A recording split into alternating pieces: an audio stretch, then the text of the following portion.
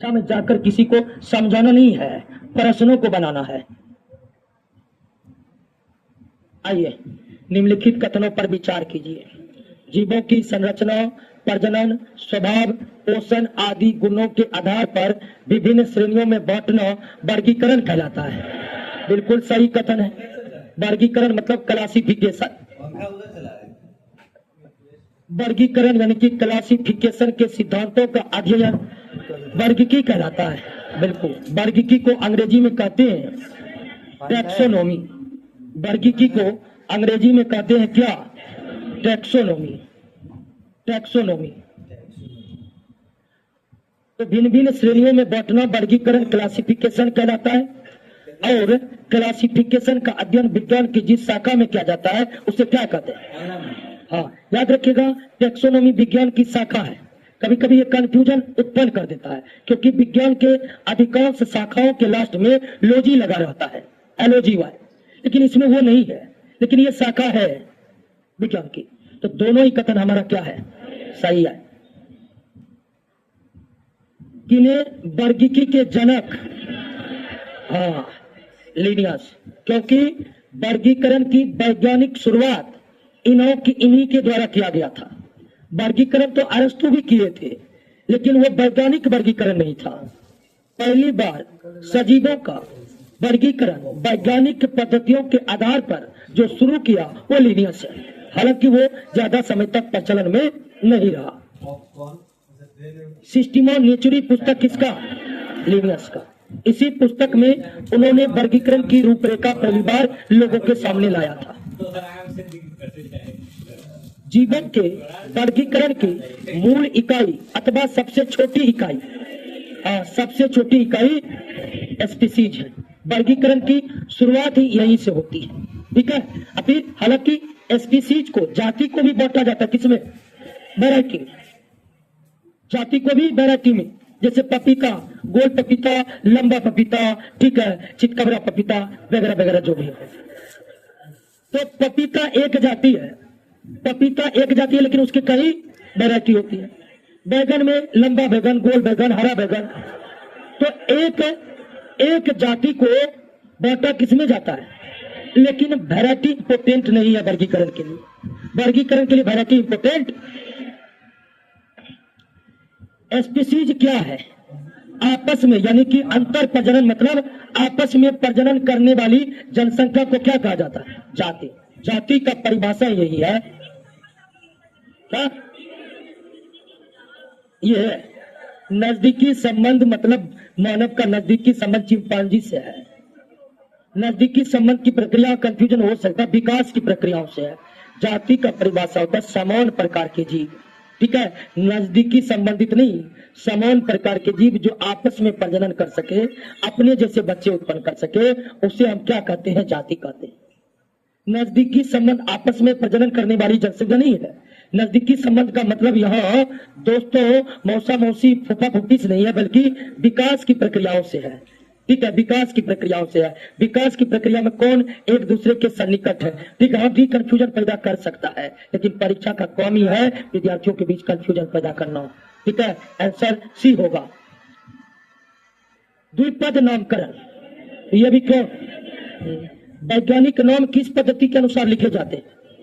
हाँ, वैज्ञानिक नाम या जैविक नाम या वनस्पति के नाम पौधों के संदर्भ में जिस प्रणाली के आधार पर लिखा जाता है उसे हम क्या कहते हैं? द्विपद। जैसे फिजिक्स में SI सिस्टम है ना, उसी तरह बायोलॉजी में नाम लिखने के सिस्टम को द्विपद नामकरण कहते हैं। 5 जगत वर्गीकरण RH व्हिटेकर के द्वारा किया गया था। वर्तमान में इसी का वर्गीकरण पूरे विश्व भर में मान्य है। व्हिटेकर के 5 जगत वर्गीकरण में प्रोकैरियोटिक मोनेरा में है।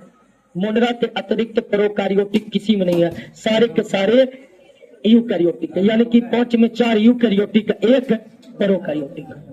द्विपद नाम पद्धति में 2 शब्द, तो पहला होता है वंश और उसका होता है जाति, यानी जीनस और स्पीसीज।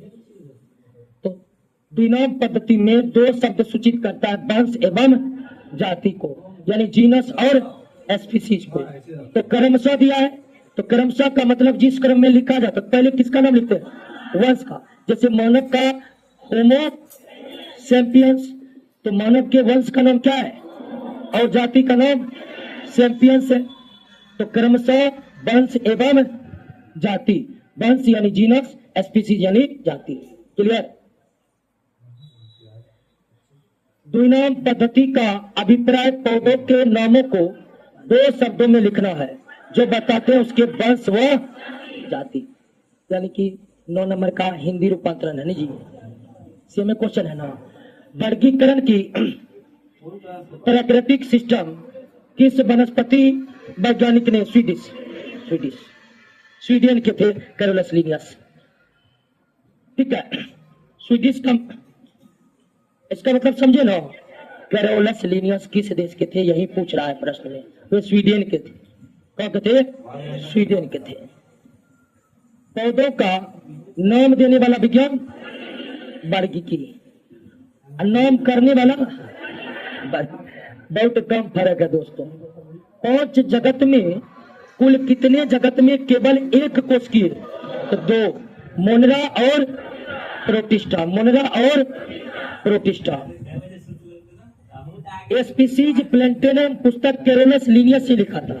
सिस्टीमा नेचुरी और स्पीसीज प्लैंटेनम दोनों ही पुस्तक के लेखक कौन है? एक जनरा प्लैंटेनम पुस्तक भी है, आगे है वो प्रश्न, आ रहे हम उस पे। मोनरा जगत के जीवों में किस प्रकार का पोषण? मोनरा जगत में बैक्टीरिया आता था ना, है? अब बैक्टीरिया में 100 पोषण भी होता था, पर पोषण दोनों पोषण होता था।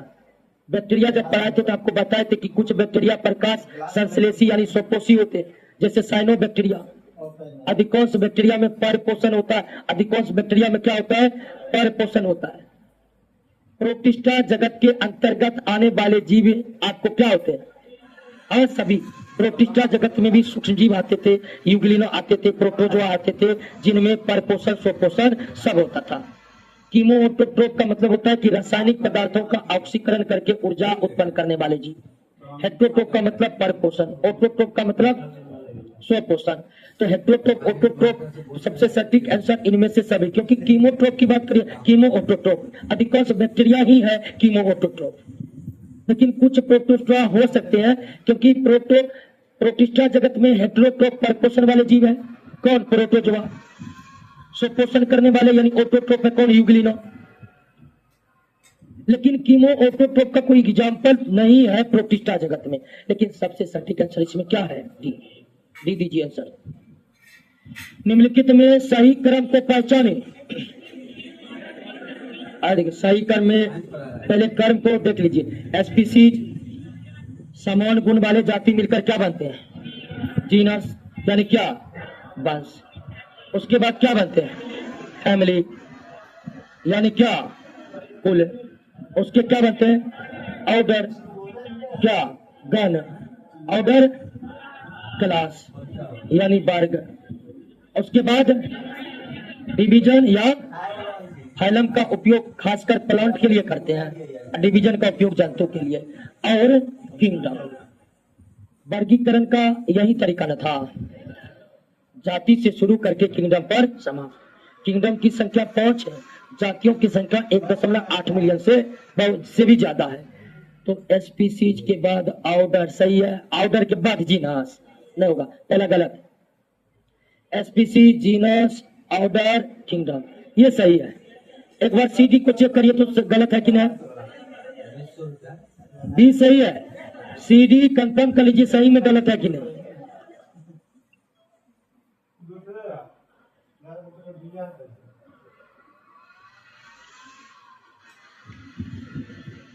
क्लियर दोस्तों? किस टैक्सोनोमिक शब्द को वर्गीकरण के किसी भी पायदान पर प्रयोग में ला सकते हैं? देखिए ये जो स्पीसीज है, जीनस है, ये वर्गीकी के विभिन्न पायदान है। इसी को कहते यानी 1 2 3 4 5 6 7। वर्गीकरण में कुल कितने पायदान होते हैं? 7। प्रश्न ये पूछ रहा है कि कौन से शब्द को आप वर्गीकरण के किसी भी पायदान यानी 7 पायदान जाति के साथ भी, जीनस के साथ भी, फैमिली के साथ लगा सकते हैं। तो ये कौन सा शब्द है? टैक्सॉन। टैक्सॉन शब्द का उपयोग हम जाति के लिए भी कर सकते हैं, जीनस के लिए भी कर सकते हैं, किंगडम के लिए भी कर सकते हैं, लेकिन स्पीसीज सिंगल प्रयोग, जो स्पीसीज है उसी के साथ कर सकते हैं। किंगडम के साथ स्पीसीज लगा सकते नहीं लगा सकते। ये शब्द टैक्सॉन है। प्रोकैरियोटिक जीव कौन है? Bacteria. Bacteria prokaryotic Monera kingdom में आते हैं, और मोनेरा किंगडम में मुख्यतः कौन है दोस्तों? बैक्टीरिया। ये यूलोथेरिक्स एक प्रकार का शैवाल है, माइक्रोफाइटस भी शैवाल है। शैवाल एक कोशिकीय शैवाल है तो प्रोटिस्टा में, अब कोशिकीय है तो थैलोफाइटा में। किस वर्ग की अनुक्रम आपस में अंतर प्रजनन में भाग लेते हैं? अंतर प्रजनन मतलब आपस में प्रजनन में कौन भाग लेते हैं? स्पीसीज। निम्नलिखित कथनों पर विचार कीजिए।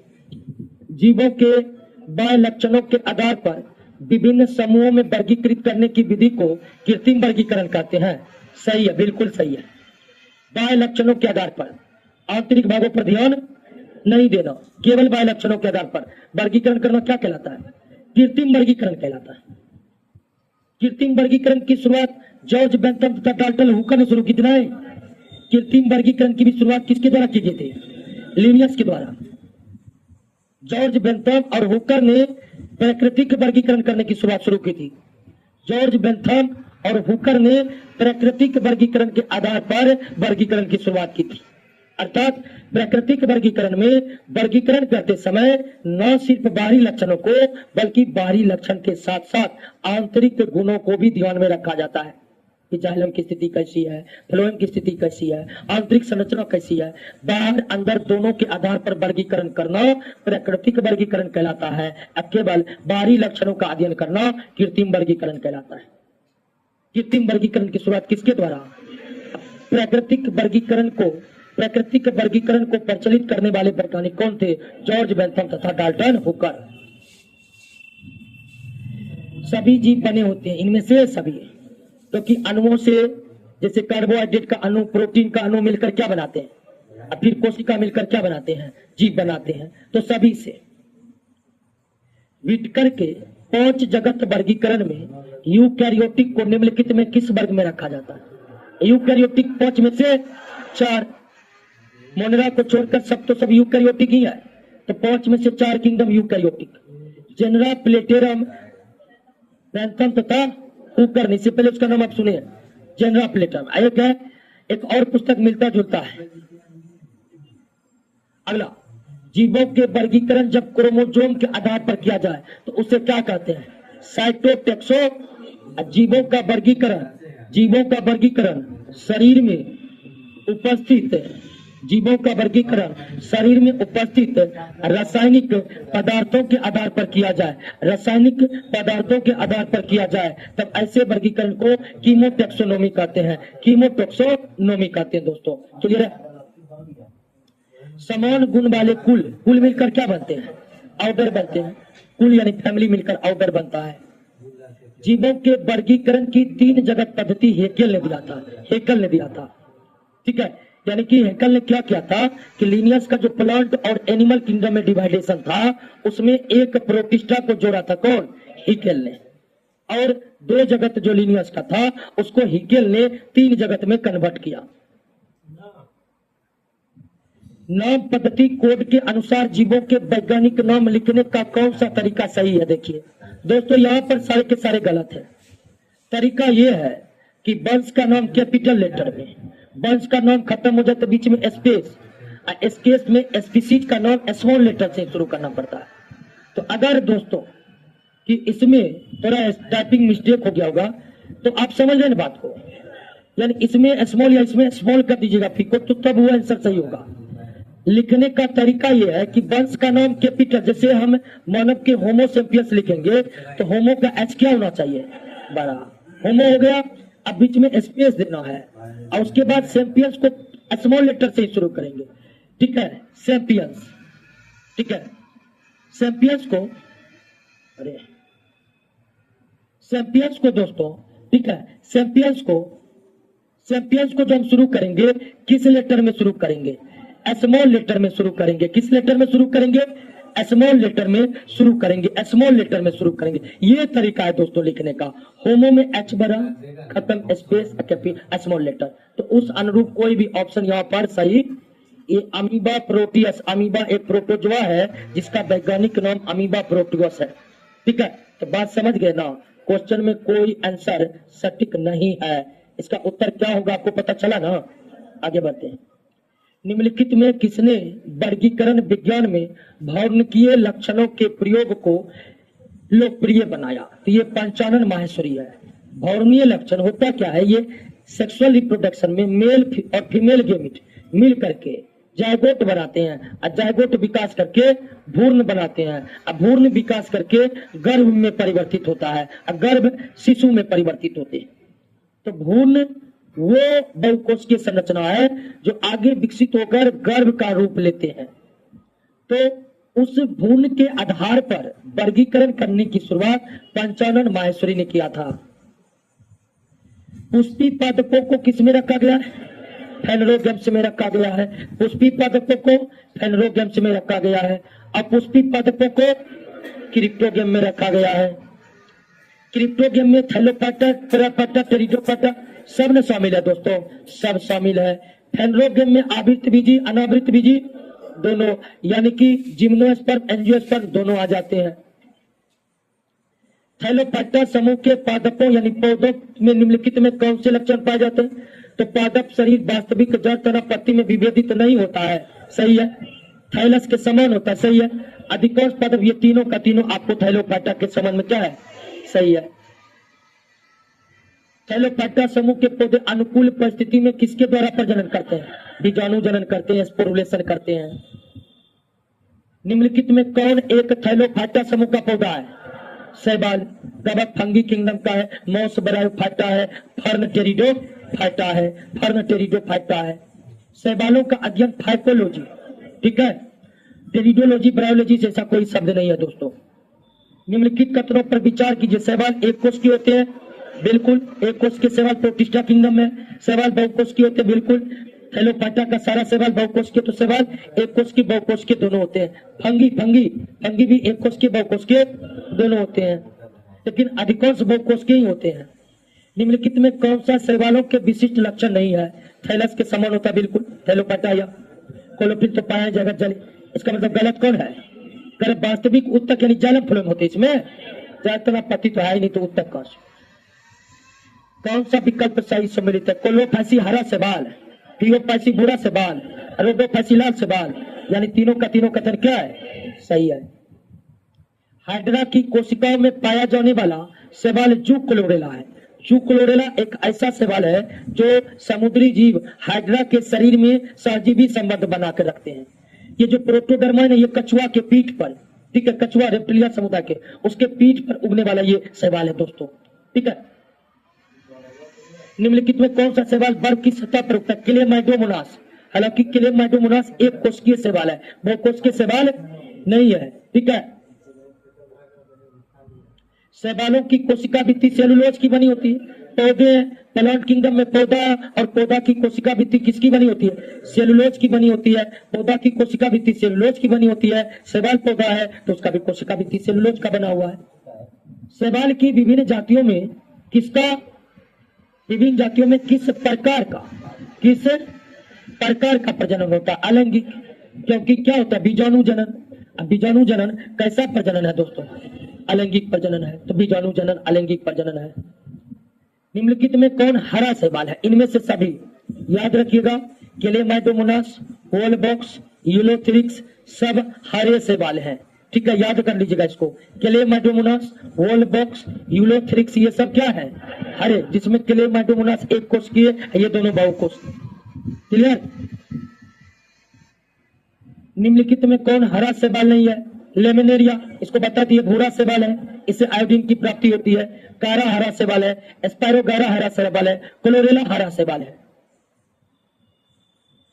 अंतरिक्ष कार्यक्रम में ऑक्सीजन की आपूर्ति को नियंत्रित करने के लिए प्रयुक्त किए जाने वाले एक कोश के शैवाल का नाम क्या है? यूलोथ्रिक्स है। यूलोथ्रिक्स एक कोश के शैवाल है, ठीक। इससे पहले आपको सतम बता दिए थे, बहुकोष के यूलोथ्रिक्स भी एक कोष के, टेलेमाइडोमोनास यूलोथ्रिक्स दोस्तों एक कोष के सवाल है। वॉलबॉक्स यहाँ पर बहुकोष के सवाल है। ठीक है, आगे बढ़ते हैं।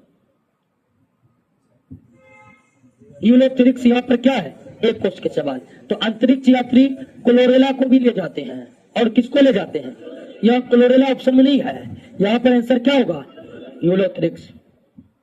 निम्नलिखित में कौन भूरा सवाल है, सब भूरा सवाल है। सर्गेसम फ्यूकस लेमिनेरिया सब भूरा सवाल है, जिसमें लेमिनेरिया से आयोडीन निकाला जाता है।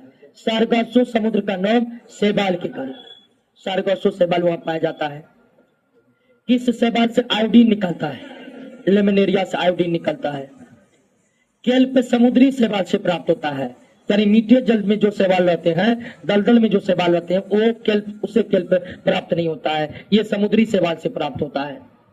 निम्नलिखित में किस वर्ग के शैवाल को समुद्री घास कहते हैं, थियोफाइसी। और भूरा शैवाल ही अधिकांशतः समुद्री होते हैं, भूरा शैवाल ही अधिकांशतः क्या होते हैं, समुद्री होते हैं। थियोफाइसी मतलब भूरा शैवाल। खून को जमने से रोकने में सहायक यौगिक सोडियम लेमिनेरिन सल्फेट, तो ये लेमिनेरिन सल्फेट लेमिनेरिया से निकाला जाता है, इससे आयोडीन भी निकाला जाता है। कुछ समुद्री खरपतवार खोने से किस रोग की संभावना नहीं होगी, समुद्री खरपतवार में आयोडीन पाया जाता है, और आयोडीन मिलता रहेगा तो आपको कौन रोग नहीं होगा, घेंगा रोग आयोडीन की कमी से होता है। समुद्री खरपतवार खाइएगा, आयोडीन मिलते रहेगा, घेंगा रोग से आप बचे रहिएगा। लाल सागर का रंग लाल शैवाल की उपस्थिति के कारण है, लाल सागर का रंग लाल सागर की लाल शैवाल, यानी कि लाल शैवाल को क्या कहते हैं दोस्तों, रोडोफाइसी की उपस्थिति के कारण है। लाल शैवाल इसमें सब है, पोरफायरा जिसको सब्जी के तौर पर खाते हैं, ग्रेसिलेरिया जेलिडियम जिसे अगर बनाया जाता है, ये सारे के सारे लाल शैवाल है। कीर्ति में वृद्धि माध्यम बनाने में काम आने वाला अगर किससे बनता है, शैवाल से, वही ग्रेसिलेरिया जेलिडियम शैवाल से। अगर किससे बनता है, लाल शैवाल से ग्रेसिलेरिया जेलिडियम कॉन्ड्रस शैवाल से। एक कोष के शैवाल निम्न में कौन सा, टेलेमाइडोमोनास, ठीक है, यूलोथ्रिक्स भी तो एक कोष के शैवाल। वॉलबॉक्स हलवा तो बहुकोष के शैवाल है। अच्छा, इसको आप सस्पिशन में रख दीजिए, देखना पड़ेगा हमको एक बार, ठीक है, लगता है मिस कर रहे हैं हम भी कुछ, इसको आप डाउट लगा दीजिए, ठीक है। अगले क्लास में हमको बताइएगा, देखते हैं क्या बात है यूलोथ्रिक्स के बारे में, या खुद रिसर्च करिएगा गूगल पर जा करके, ठीक है। और गूगल में सर्च करने के पहले समझिए, कभी कभी क्या होता है, देखिए नेट पर गलत सूचनाओं का बाजार भरा पड़ा हुआ है, ठीक है। कभी कभी एक प्रश्न का उत्तर देने के लिए इतने वेबसाइट आपके सामने खुल जाते हैं कि आप भी कंफ्यूजन में पड़ जाते हैं कौन सही है वास्तव में, ठीक है। तो जो ट्रस्टेड वेबसाइट है, जैसे गवर्नमेंट का वेबसाइट, ठीक है, या फिर विकिपीडिया, ब्रिटेनिका, ये सब वेबसाइट से ही आप सही उत्तर को प्राप्त कर सकते हैं। यानी नेट खोले, जो वेबसाइट खुला, आजकल तो वेबसाइट वाले इन्फ्लुएंस करते हैं, मतलब वेबसाइट वाले ऐसे ऐसे टेक्निक्स को अपनाते हैं कि आप उससे संबंधित कुछ खोले तो वही वेबसाइट सबसे पहले दिखे आपको। तो इसमें सचेत रहिएगा आप लोग, ठीक है। जीओवी वाला वेबसाइट यानी गवर्नमेंट का वेबसाइट, एनआईसी वाला वेबसाइट वो भी गवर्नमेंट का वेबसाइट होता है, या विकिपीडिया, वो भी हिंदी के विकिपीडिया में बहुत गलत है, इंग्लिश वाला जो है। शैवालों में संचित भोजन के रूप में क्या होता है, स्टार्च, सेलुलोज तो कोशिका, पौधों में संचित भोजन स्टार्च। निम्नलिखित में कौन जैव उर्वरक, जैव का मतलब होता है जिंदा, सजीव, ये कौन है, एजोला है, और राइजोबियम है, सभी हो जाएगा, राइजोबियम नहीं था। नीलहरित शैवाल, राइजोबियम, एजोला सब मिट्टी की उर्वरता को बढ़ाते हैं। एजोला टेरिडोफाइट प्लांट है। निम्नलिखित में कौन सा पौधा थैलोफाइटा समूह में नहीं आता है, ठीक है, रिक्सिया बरायोफाइटा है, कायरा। निम्नलिखित में कौन सा एक विकल्प सही सम्मिलित है। अब देखिए, ये प्रश्न एकदम एनडीए में पूछा हुआ सवाल है, एनडीए का सवाल है, और थोड़ा सा ज्यादा कॉन्सेप्ट है, लेकिन आप इसको समझिए। थियोफाइसी मेनिटोल सही है, थियोफाइसी भूरा शैवाल है, और मेनिटोल एक संचित भोज्य पदार्थ है। जिस तरह आप पढ़े ना, स्टार्च संचित भोजन होता है शैवालों में, तो भूरे शैवाल में एक विशेष प्रकार के कार्बोहाइड्रेट संचित भोजन के रूप में रहते हैं, जिसको क्या कहा जाता है, मेनिटोल कहा जाता है, ये सही है। मैनिट्यूल क्या है समझे ना, संचित भोजन जो केवल भूरे शैवाल में अर्थात किसमें, थियोफैसी में रहते हैं। क्लियर हो गया, ये सही है। रोडोफैसी डिक्टियोटा गलत है। कोलोफैसी अगतिशील युग्मक, युग्मक कहते हैं जायगोट को, क्या कहते हैं, जलीय पौधों में कोई भी चीज अगतिशील हो ही नहीं सकता है, जल में वो गतिशील ही बना रहेगा, ये भी गलत है दोस्तों। और रोडोफैसी को आपको बोले थे कि रोडोफैसी का लाल रंग फाइक्रो होगा, यहाँ पर फाइक्रो इरिथीन के कारण होता है, तो ये भी क्या है, सही है। 1 और 4 क्या है, सही है। समझे? नहीं समझे तो याद रखिएगा 1 और 4 क्या है। बहुत क्वेश्चन होता है यहाँ वहां से रहता है, कभी कर तो हमको भी उसको सही उत्तर ढूंढने में दिमाग खराब हो जाता है। निम्न जीवों में विचार कीजिए, सवाल कौन है, एगेरिकस तो कवक है, कवक में पढ़ाए थे, एगेरिकस खाने योग्य कवक है। मशरूम, एस्परजिलस भी कवक है, और एस्परजिलस ऐसा कवक इससे सिट्रिक एसिड निकाला जाता है। तीसरा नंबर चैप्टर में क्वेश्चन था कि सिट्रिक एसिड की प्राप्ति किस कवक से होती है, एस्परजिलस कवक से। यूलोथ्रिक्स हम देखे, हालांकि एक कोष के बहुत कोष के कंफ्यूजन हो गया है। अलवा भी एक प्रकार का शैवाल है। तो 3 और 4 यह आपका क्या है, शैवाल है। 1 और 2 कवक है। निम्नलिखित में कौन सा पदार्थ शैवालों से प्राप्त होता है, एल्जीनिक एसिड तो आप पढ़े थे शैवालों से प्राप्त होता है, एल्जीनिक एसिड। एफ्रेडिन तो आप पढ़े थे टेरिडोफाइटा में, सॉरी जिम्नोस्पर्म में। एफ्रेडिन आपका कहा था, जिम्नोस्पर्म में, तो ये तो शैवाल से प्राप्त होता नहीं है, ये जिम्नोस्पर्म प्लांट से प्राप्त होता है। केराजिनिन जो है ये भी शैवालों से प्राप्त होता है। टेनिन ये वृक्ष के छालों में संचित रहता है, टेनिन, तो ये तो वृक्ष ये शैवाल से प्राप्त नहीं होता। तो 1 और 3 शैवाल से, एफ्रेडिन इफ्रेडा के तनों से, और टेनिन भी वृक्ष वाले पौधे से ही निकाले जाते हैं।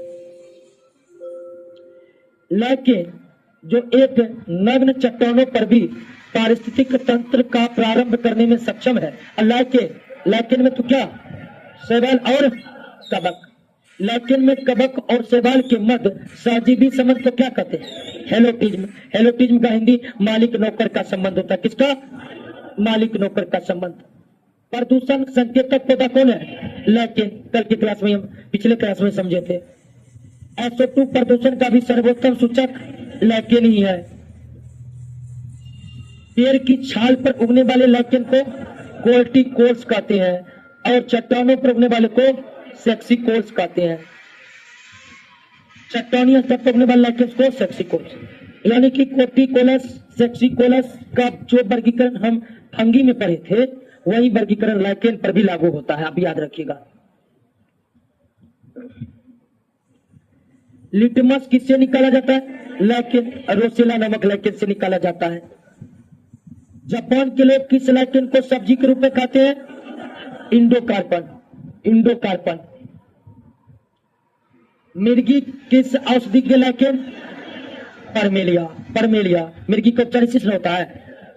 ऑप्शन डील नहीं कर रहे क्योंकि प्रश्न बहुत है, लगभग सारा प्रश्न है ही। पादप जगत में मुख्यतः कौन एक जलीय है, शैवाल। मुख्यतः बात कर दिया है, नहीं तो बड़ा पट्टा भी लगभग जलीय ही था। पौधे विभेदित काय नहीं होता, यानी जड़ तना पत्ती नहीं होता है। हेलो, बड़ा पतन तो पत्ती तना होता है, यानी कुछ हद तक विभेदित काय होते हैं। फ्यूकोजेंथिन बताइए, भूरा शैवाल। फाइक्रो एरिथ्रीन, लाल शैवाल। बड़ा फैक्टर की क्या विशेषता है, संबंध उत्तक यानी जालम फूलम नहीं होता है, सही है। जड़ नहीं होता है, बीज नहीं पाए जाते, सभी का सभी क्या है, सही है। बड़ा फैक्टर में सम्मिलित है लिवर बट और माउस, फर्न टेरिडोफाइट समूह का पौधा है। निम्नलिखित में कौन ब्रायोफाइटस नहीं है, मर्केंसिया और मर्सेलिया। मर्सेलिया, मर्सेलिया जो है टेरिडोफाइट पौधा है, सब्जी के तौर पर इस्तेमाल होने वाला। पादप वर्ग का उभयचर, ब्रायोफाइटा। पादप वर्ग का उभयचर, ब्रायोफाइटा। जड़ के स्थान पर मूलाभास ब्रायोफाइटा में पाया जाता है। ब्रायोफाइटा के निचली बाह्य त्वचा कोशिकाओं के बध उभा, निचली बाह्य त्वचा मतलब क्या, राज्य, वही मूलाभास को अंग्रेजी में क्या कहते हैं। हाँ, तो जड़ के स्थान पर जो मूलाभास है उसी के बारे में क्वेश्चन पूछ रहा है दोस्तों। निम्नलिखित में कौन सा राज्यवाद के बारे में सही नहीं है, देखिए डी नंबर पढ़िए तो क्या ये सही लग रहा है? इनमें पूर्ण विकसित तनव जड़पति, ये एक तो जड़ है बड़ा पटक है, तो चुनना है गलत, यानी जो सही नहीं है वो गलत है, तो आंसर क्या होगा डी। अब बाकी पर आपको सही है कि नहीं देख लीजिए एक बार, तीनों सही है।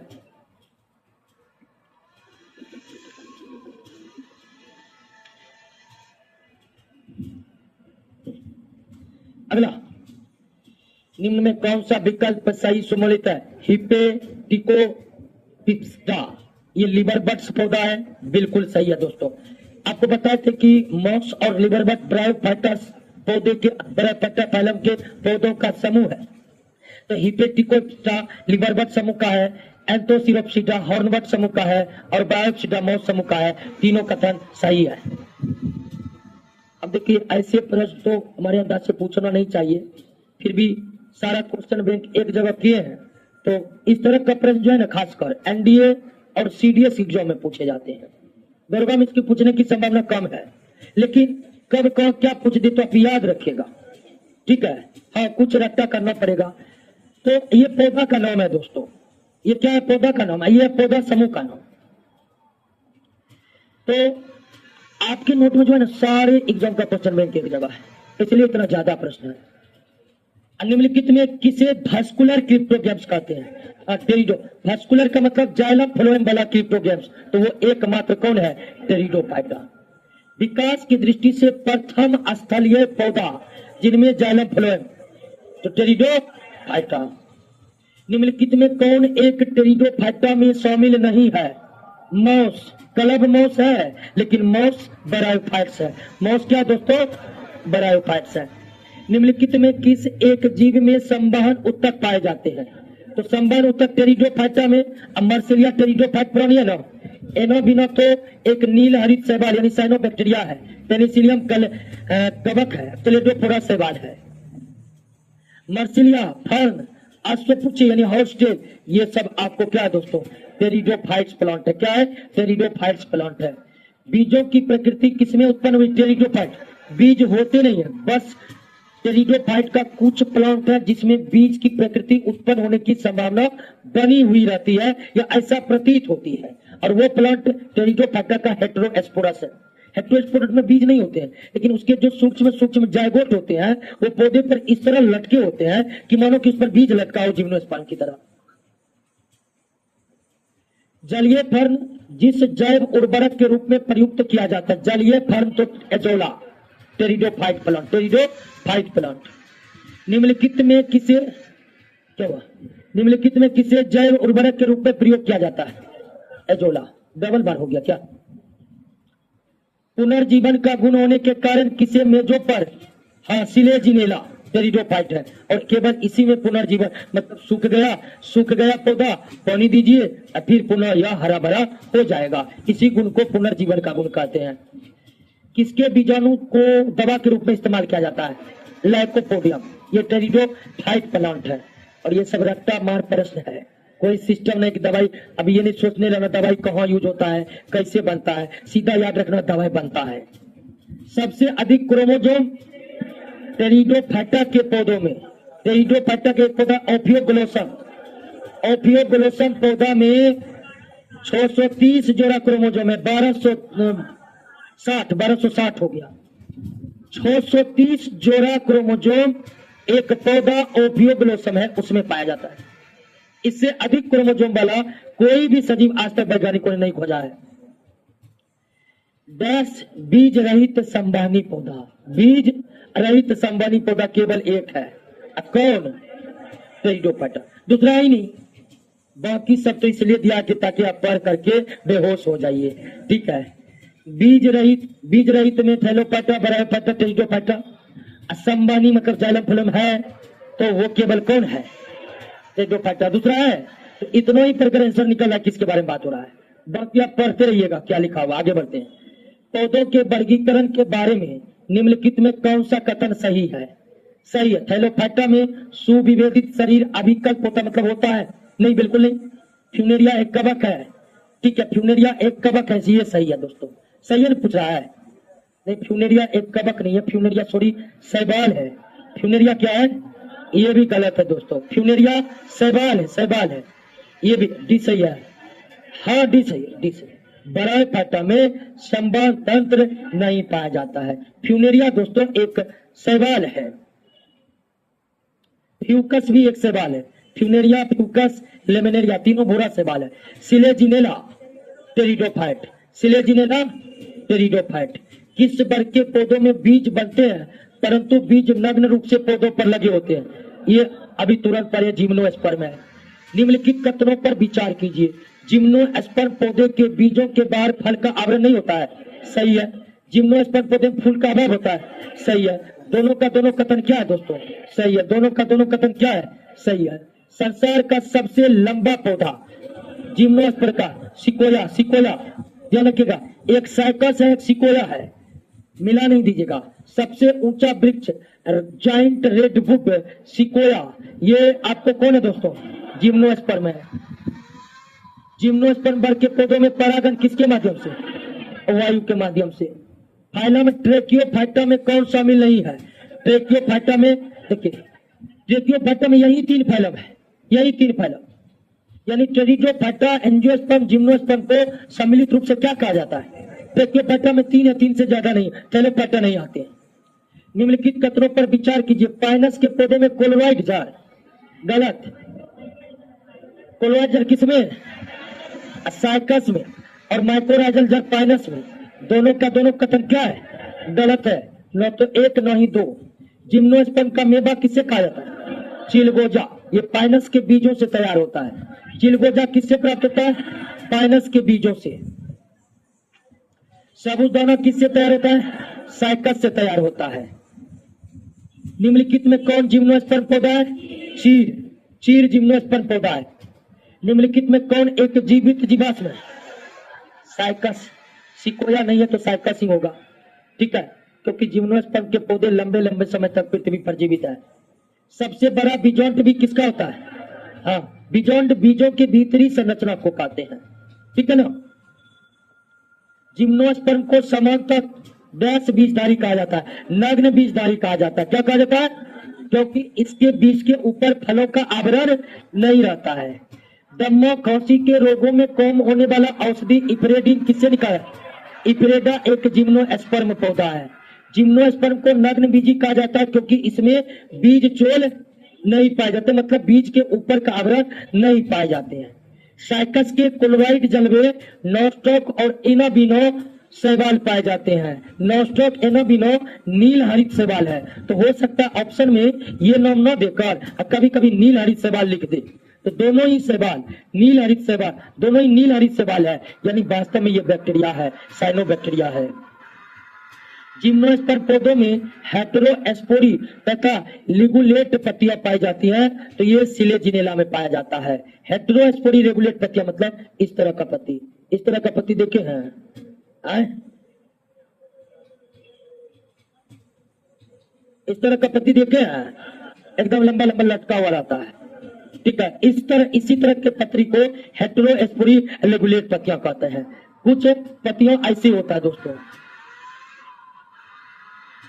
तो ये देखिए, ये अलग टाइप का पौधा, ये जो पत्तियों की स्थिति है इसे कहते हैं हेटेरोस्पोरी रेगुलेट। आप याद रखिएगा सिनेजोला में, साइकस में इस तरह की पत्तियां पाई जाती है, सॉरी साइकस में नहीं, फर्न में इस तरह की पत्तियां पाई जाती है। साइकस तो तार के पेड़ की तरह खड़े होते हैं, जीवित जीवाश्म इसको बोले थे। तार का पेड़ नहीं है, सेम टू सेम साइकस होता है, कोई शाखा नहीं, एकदम विशाल लंबा। पादप जगत का सबसे बड़ा समूह एंजियोस्पर्म। निम्नलिखित कथनों पर विचार कीजिए। जिम्नोस्पर्म पौधे के बीजों के बाद फल का कोई आवरण नहीं होता है, सही है। एंजियोस्पर्म बीज हमेशा फल के भीतर होते हैं, सही है। मनुष्य के अधिकांश आवश्यकता कौन पूरा करता है? एंजियोस्पर्म पूरा करता है। एक बीज पौधे के पत्तियों में किस प्रकार का सिरा? समांतर, समांतर, समांतर सिरा विन्यास। निम्नलिखित में कौन सा गुण द्विबीजपत्री पौधे का एक गुण नहीं है? रेशेदार जड़, मुख्य जड़, मुसला जड़ कोई कहते हैं। निम्न पौधों पर विचार कीजिए। एक केला एक बीजपत्री है, नारियल एक बीजपत्री है, धनिया द्विबीजपत्री है। एक और तीन लिख लीजिए, ऑप्शन में नहीं है। धनिया द्विबीजपत्री है, धनिया भी आप देखे होंगे, धनिया का पाउडर नहीं, धनिया द्विबीजपत्री है, उसको भी बीज से तोड़िएगा तो चना की तरह दो बीज पत्र होते हैं उसमें, लिख लिया ना। निम्नलिखित में कौन सा विकल्प सम्मिलित नहीं है? यह प्रश्न थोड़ा गलत है। इसमें पूछ रहा है कि निम्नलिखित में कौन सा पौधा एक बीजपत्री है? कौन सा पौधा एक बीजपत्री है? समझ रहे हैं ना? कौन सा पौधा एक बीजपत्री है? तो ये कौन है दोस्तों? लीची, आम, बरगद, ये दो बीजपत्री है। प्रश्न थोड़ा मिस्टेक से टाइपिंग कुछ और हो गया है। निम्नलिखित में कौन सा विकल्प सही सम्मिलित नहीं है? आम का मैंजीफेरा इंडिका, गेहूं का टिटिका मिस्टीबा, ये मूंगफली का ग्लाइसिन में सोयाबीन का वैज्ञानिक नाम है। सोयाबीन का वैज्ञानिक, मूंगफली का एक्रिस हाइपोरिया होता है, तो ये गलत है। चाय का सही है। बरगद के पेड़ का वनस्पतिक नाम फाइकस बेंगालेंसिस है दोस्तों। अब आप एक काम करिएगा, ये भी किसी का वैज्ञानिक नाम है, पता करके नेट से लिख लीजिएगा किसका वैज्ञानिक नाम है। वैज्ञानिक नाम याद करने के लिए बोले थे ना, तो सबका पता कर लीजिएगा। अब कहिएगा सम्मिलित नहीं है, ये ज्वार का सही सम्मिलित नहीं है। ठीक है, ज्वार का सरगम बुल्गेर होता है। क्या होता है? सरगम बुल्गेर। ठीक है, हार्डियम बुल्गेर जौ का होता है, ज्वार का सोरगम बुल्गेर होता है। कपास के पौधे का वंशीय नाम क्या है? गॉसिपियम। क्या है? सूरजमुखी का वनस्पतिक नाम हेलियंथस एनुअस। हेलियंथस एनुअस। मैंजीफेरा इंडिका आप जानते हैं। लीची का वैज्ञानिक नाम लिया चाइनेंसिस है। ठीक है, माना जाता है लीची का कोई चाइनी वाला किया। बैगन का वनस्पतिक नाम सोलेनम ट्यूबेरसम।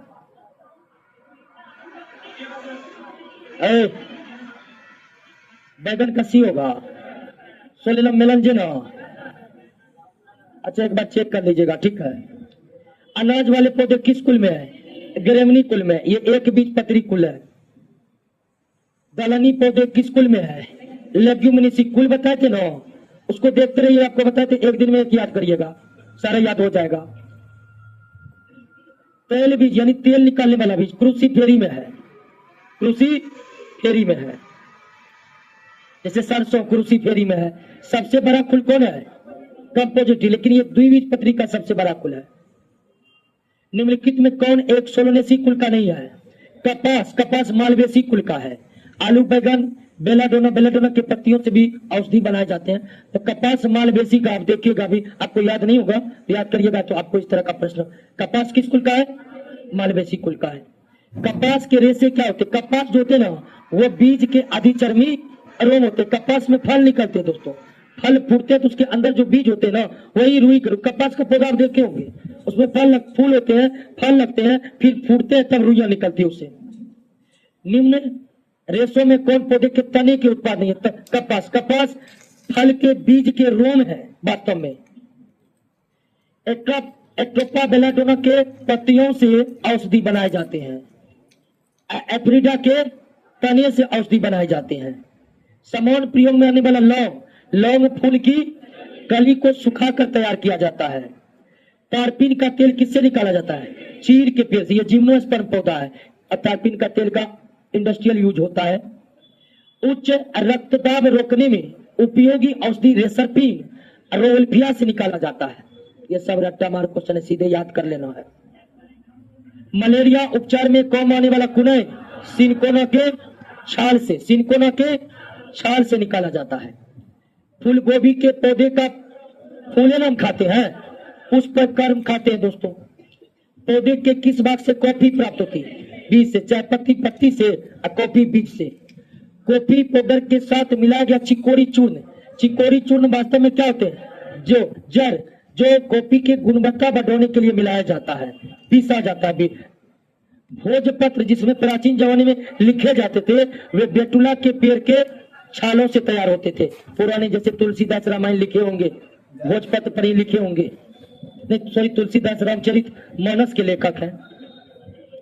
केसर मसाला प्राप्त किया जाता है क्रोकस के वर्तिका फूल के बाग है। किसके? फूल के बाग है। फूल के बारे में अलग मत करिए। वर्तिका किसके बाग है? फूल के। किसके बाग है? फूल के। स्टाइल और स्टिग्मा का तो फूलों को पढ़ेंगे ना, तब आपको क्लियर हो जाएगा। अलग क्या कर क्या बोल रहा है? नहीं क्या है? जिसको नहीं है उसको मोबाइल है लो है, छूट गया होगा। बायोलॉजी का जो टेस्ट निकला वो छूट गया होगा, अब में भी नहीं है ना। अरे जेट्रोपा, जेट्रोपा के बीजों से, अरे यार उसमें जिसके नोट में, बोर्ड को क्या खींच रही है, जिसके नोट में खींच ले। चलिए दोस्तों, जिसके नोट में है उससे फोटो क्लिक कर लीजिए, जिसमें नहीं है। क्लियर है? आंसर आपके सामने हम बता रहे हैं। हींग किससे प्राप्त की जाती है? तने के श्राप से। निम्नलिखित में कौन सा एक पौधे से प्राप्त किया जाता है? हींग। सुहागा जो है वह एक प्रकार के धातु है, शिलाजीत पत्थर है। गाजर का रंग किसकी मौजूदगी के कारण लाल होता है? कैरोटीन के कारण। पपीते का रंग किसके कारण? कैरिका जेंथिन के कारण। पपीते का पीला रंग कैरिका, हाँ। क्रोमोप्लास्ट के बारे में बताए थे, ये कैरोटीन कैरिका जो है ये क्रोमोप्लास्ट है। मिर्च की तीक्ष्णता का कारण क्या है? कैप्सेसिन है। अफीम प्राप्त किया जाता है बिना पके फल के लेटेक्स से, और पौधा का नाम है पोस्ता। पोस्ता। हसीस, हसीस पौधे के किस भाग से प्राप्त की जाती है? तो तने तथा नर पुष्कर। नर पुष्कर्म एंड्रोसियम को कहते हैं। नर पुष्पकर्म का नाम क्या होता है? एंड्रोसियम। फूल के बारे में पढ़ेंगे ना तो इस तरह का जो कंफ्यूजन है सब दूर हो जाएगा। फ्लावर के बारे में हम पढ़ेंगे आगे। मॉर्फिन निकाला जाता है पेपेवर सेमनी। अब पेपेवर सेमनीफेरम, अभी जो बोले ना पोस्ता का पौधा, उसी का वैज्ञानिक नाम क्या है? पेपेवर सेमनीफेरम। पोस्ता के पौधा के कच्चे फल के लेटेक्स से अफीम, अफीम से ही बना जाता है मॉर्फिन। मॉर्फिन से ही बना जाता है हेरोइन, हेरोइन से ही बना जाता है ब्राउन शुगर। तंबाकू के पत्तियों में निकोटीन। मटर का पौधा कैसा पौधा? शाकीय पौधा है। सबसे लंबा जीवित वृक्ष सिकवा। यूकेलिप्टस आवृत बीजी का, आवृत बीजी का सबसे लंबा वृक्ष है। सबसे छोटा पुष्पी पौधा उल्फिया, ये जलीय पौधा है। इतना छोटा है कि माइक्रोस्कोप लेकर देखना पड़ता है, ठीक है, हालांकि वो बहुकोषीय है। निम्नलिखित में कौन एक मानव निर्मित धान है? टिटिकेल। धान का मतलब फसल, धान का मतलब और अनाज वाला फसल। कौन फसल? ये क्या हो गया जी?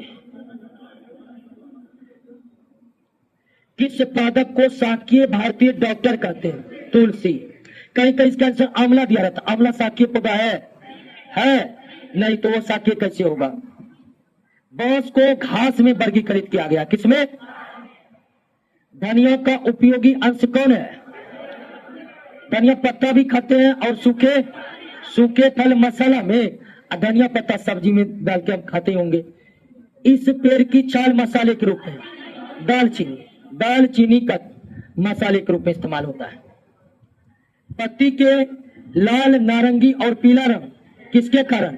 कैरोटीनॉइड के कारण, कैरोटीनॉइड के कारण। गेहूं, जौ, नींबू, राई, नारंगी और बाजरा संबंधित है। गेहूं, जौ और बाजरा ये तो ग्रेमिनी कुल का हो गया, ठीक है। नींबू और नारंगी ये शायद रूटेसी कुल का है। गेहूं, जौ, बाजरा ग्रेमिनी कुल का, नींबू, नारंगी रूटेसी कुल का, राई, सरसों क्रूसीफेरी कुल का, यानी 3 पादप परिवार से। कितने पादप परिवार से? क्रिकेट के बल्ले सेलिक्स परक्यूरिया, या ये वैज्ञानिक नाम है, इसका प्रचलित नाम क्या है? विलो। चलिए दोस्तों, खत्म हो गया है। तो ओके दोस्तों।